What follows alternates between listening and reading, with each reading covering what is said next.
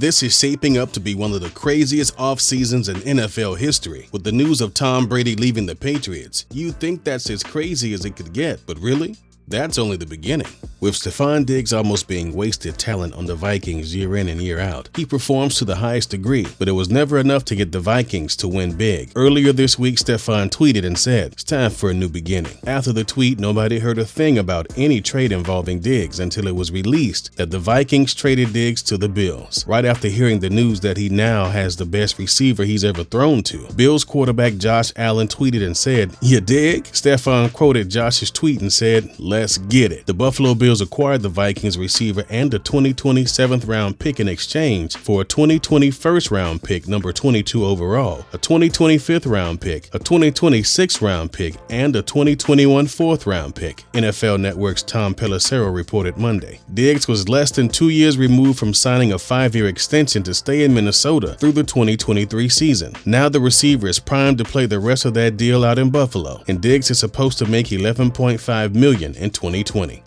With former Lions cornerback Darius Slay always having big games, but having no team success to show for it, he got frustrated over the last year or so. Slay practically forced himself out of his situation in Detroit by indirectly tweeting things, including when Adam Schefter tweeted saying the Lions signed cornerback Desmond Trufant, and Slay quoted it by saying, "Congrats to my guy. Hope that speeds up my trade process." Detroit will receive a 3rd-round pick number 85 overall and a 5th-round pick number 166 in the trade, according to Schefter. After the deal, the Eagles and Slay reached an agreement on a 3-year, $50 million extension that includes $30 million guaranteed. Slay's agent, Drew Rosenhaus, told ESPN the 3-year, $50 million extension has an annual average value of $16.67 million, making Slay the highest-paid cornerback in the NFL, just ahead of Miami's Byron Jones, whose 5-year, $82.5 million deal has an annual average value of $16.5 million. Darius Slay tweeted after the situation saying, "Detroit, y'all have been so good to me and my family. Gonna miss all the fans and showing the city love. I appreciate the fans, coaches, staff, and city. Nothing but love and respect to y'all. To my Eagles fans, your boy is ready to work. Meek Mill, what's good? #Eagles, #fly high."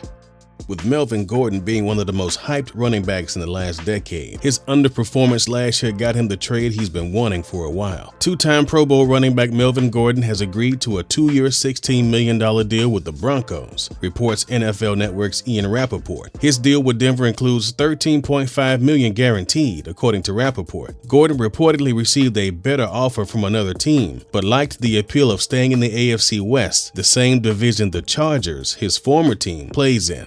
Despite failing to appear in the Pro Bowl in 2017, Gordon totaled nearly 1,600 scrimmage yards that season, the most in his NFL career. Gordon has rushed for more than 1,000 yards just once in his career, though he did rush for 997 yards in 2016. The Denver Broncos tweeted a video welcoming Melvin to the squad, and he quoted it saying, "Let's rock. Just keep that 25 open for your boy." Melvin joins Phillip Lindsay, who's Denver's current elite running back, and shortly after signing with the Broncos, Melvin said, "It's crazy. I'm excited. I don't know too many people there, but I'm really cool with Von Miller. I know he's a great player I've been going up against. I haven't really watched too much of the offense of Denver. I know Phillip Lindsay, but when I watch the film, I watch the defense, and I know how special they are, but I'm excited. I watched a little film of them last night. I'm familiar with Lindsay watching highlights. Excited to team up with him for another 1-2 punch. I'm excited to get rolling. I think they have good balance. They run the ball well. I think the scheme fits me. I'm excited to see what I can do." With Phillip Rivers being the Chargers franchise QB for years now, nobody really expected him to sign with the team other than the Chargers. Phillip Rivers and the Indianapolis Colts have agreed to a 1-year, $25 million deal, NFL Network's Judy Battista and NFL insider Ian Rappaport reported. Rivers' time with the Chargers ended earlier in 2020 when the team announced it would not pursue the 38-year-old in free agency, and Rivers moved his family out of Southern California permanently, relocated to Florida to be closer to home. He'll move temporarily to Central Indiana to join a team that had lacked a quality option at quarterback since the unexpected retirement of Andrew Luck. The signing will also reunite Rivers with Frank Reich and Nick Sirianni, who both coached Rivers with the Chargers.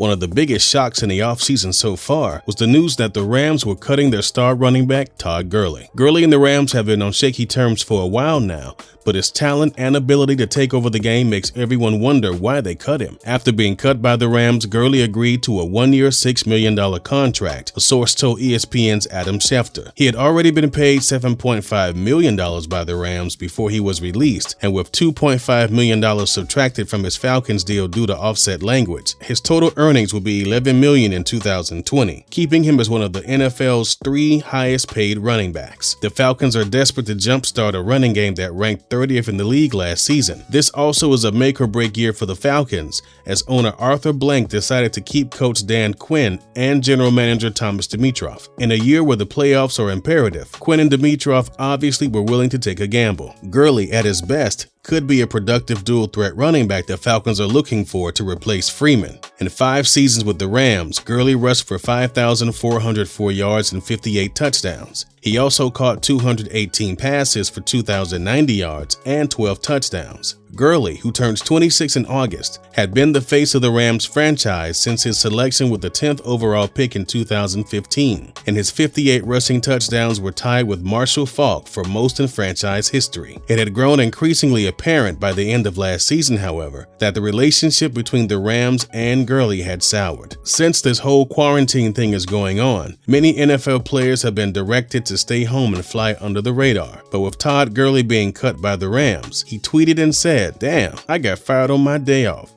#quarantine and chill."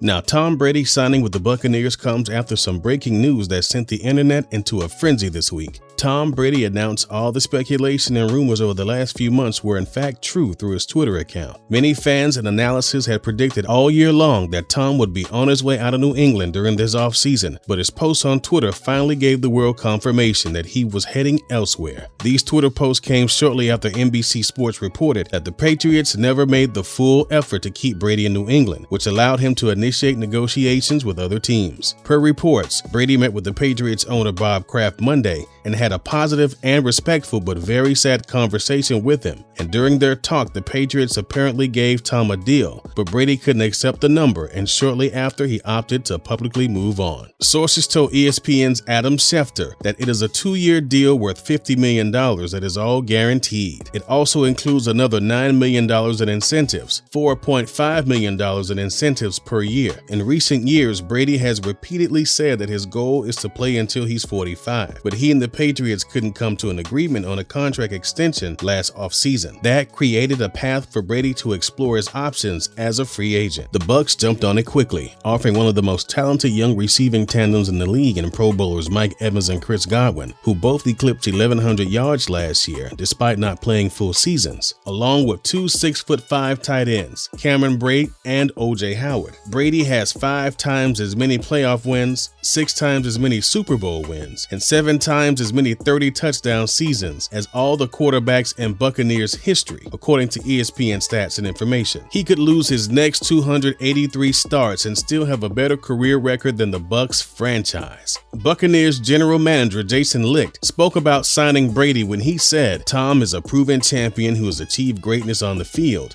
because he demands the best out of himself and his teammates. I've known Tom since we drafted him in New England 20 years ago, and through this process it became very clear that his desire to be a champion burns as strong today as it ever has. He possesses the type of rare natural leadership qualities that will immediately impact our entire organization." Buccaneers linebacker Levante David even spoke about his new QB, saying, "Tom Brady is an icon and a winner. Excited to have a guy with that type of pedigree in our locker room. Looking forward to the upcoming battles." Brady himself seems to be excited to start his journey with the new team, considering all of the weapons Brady now has. Brady even posted a picture on Instagram of him signing his contract, and his caption said, "Excited, humble, and hungry. There's one thing I've learned about football is that nobody cares what you did last year or the year before that. You earn and trust the respect of those around you through your commitment every single day. I'm starting a new football journey and thankful for the Buccaneers for giving me an opportunity to do what I love to do." With Odell Beckham Jr. under constant spotlight, he too had his name thrown into the biggest offseason moves this year. Odell had high hopes for his time on the Browns, but after being targeted the least amount of times in his career, it seems like he wants to be on a contending team where he can touch the ball. On a recent episode of The Herd, Colin Cowherd said Beckham would like to play for the San Francisco 49ers or Los Angeles Rams. Colin said, "There's two teams that Odell Beckham Jr. would prefer to play with, Rams and 49ers. Jimmy Garoppolo with Odell Beckham would be one of the most fascinating combos in the NFL. Between the two teams Beckham reportedly prefers, San Francisco would have an easier time adding Beckham's contract." The 49ers started the offseason with $66 million in cap space, compared to $17.9 million for the Rams. The 49ers also have an obvious need for a number one receiver on the outside to pair with tight end George Kittle. No wideout on the team had more than 42 receptions and 487 yards in 2018. Robert Woods and Brandon Cooks both had over 1,200 receiving yards for the Rams last season. Adding another dynamic playmaker like Beckham to a stacked offense would help the NFC champions open things up after the New England Patriots held them to just 3 points in Super Bowl 53. If you've enjoyed this video, then we're sure you'll enjoy the next one. Click on right now and enjoy.